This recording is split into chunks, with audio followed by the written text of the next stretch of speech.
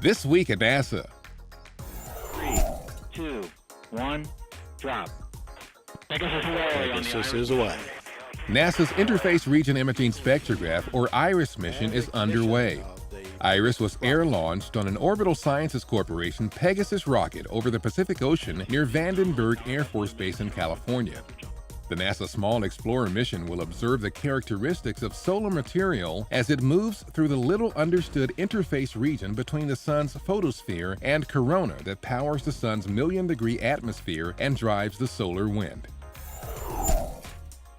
Astronomers using the Pan-STARRS 1 telescope on the summit of the Haleakala crater in Maui have detected the 10,000th near-Earth object, an asteroid called 2013 MZ5.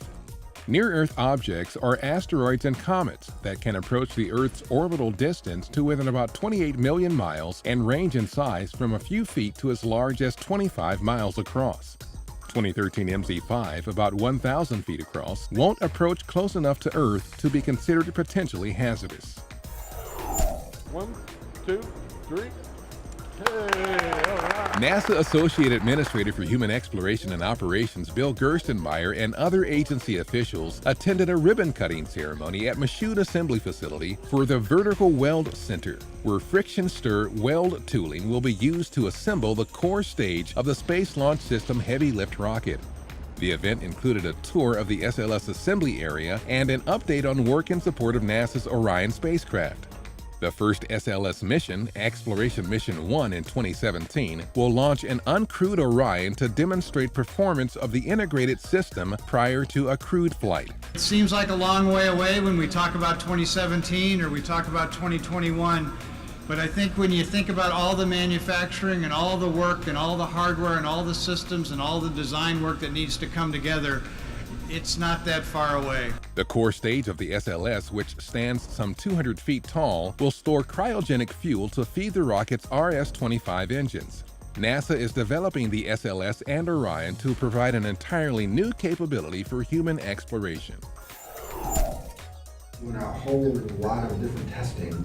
Media were updated on NASA's human spaceflight programs at the Kennedy Space Center. Orion and NASA's new Space Launch System will enable future missions of deep space exploration. We are designing a rocket that will be evolvable, sustainable, and affordable for this country and for the world. The agency's Commercial Crew Program and its industry partners will ensure America's own domestic crew launch capability to low Earth orbit and the International Space Station. If I had a hat, I would take it off and salute all those folks that are working very hard today within the program in order to get a U.S. capability. Kennedy's Ground Systems Development and Operations Program is refurbishing the center's infrastructure for all future government and commercial launches. Aboard the International Space Station, Expedition 36 flight engineers Fyodor Yurchagin and Alexander Mazurkin of the Russian Federal Space Agency conducted a 6-hour, 34-minute spacewalk to prepare for the arrival of a new Russian module later this year. The pair replaced the fluid flow control panel on the station's Zarya module and installed clamps for the power cables of the Combination Research Facility airlock and docking port, which will replace the Pirs airlock. This is the second of up to 6 Russian spacewalks planned this year.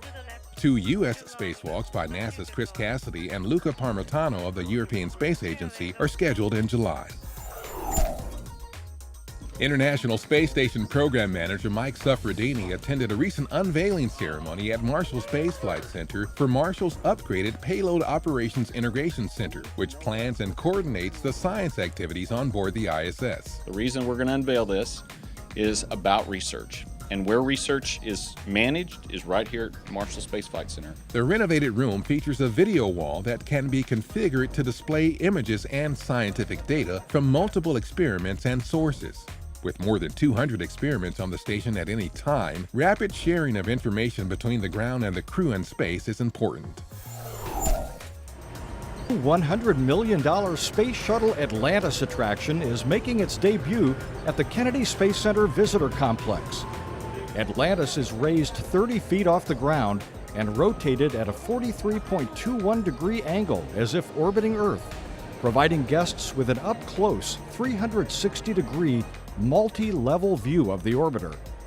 Multimedia presentations and more than 60 interactive exhibits and high-tech simulators tell the story of NASA's successful 30-year Space Shuttle program. NASA Langley has developed a HUNCH for students interested in science, technology, engineering, and math. The HUNCH program, which stands for High School Students United to Create Hardware program, helps students develop skills needed to pursue a technical or scientific career. So you can guide it around and move it all you want to. With the help of Langley engineers, HUNCH students design and build complex projects, such as this Barony chair used to test spatial disorientation in pilots and astronauts. There's even time to take this project for a test spin. Langley plans to continue its HUNCH endeavors with potential plans to build a mock-up of the International Space Station's Destiny Lab in a future project.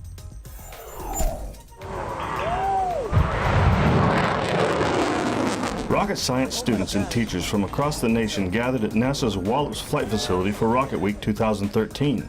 There were 3 courses for the students: Rock On, RockSat C, and RockSat X, with each step more technically challenging than the previous, to help students expand on the skills needed to support the aerospace industry. Also part of Rocket Week was the Wallops Rocket Academy for Teachers and Students, or RATS program.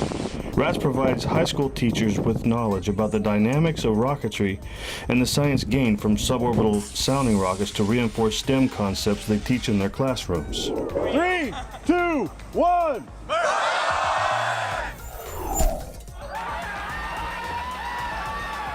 On July 4th, 1997, the Mars Pathfinder landed on the Red Planet 7 months after it was launched. Pathfinder landed in the Chrysi-Planitia region of the Oxypales Quadrangle. The mission carried a series of scientific instruments to analyze the Martian atmosphere and the composition of its rocks and soil. Pathfinder consisted of a lander, renamed the Carl Sagan Memorial Station, and a lightweight robotic rover named Sojourner. In addition to scientific objectives, the mission was also a proof of concept for various technologies, such as the airbag-mediated touchdown and automated obstacle avoidance, both later used by the Mars exploration rovers. And that's This Week at NASA. For more on these and other stories, or to follow us on Foursquare, Twitter, and other social media, log on to www.nasa.gov.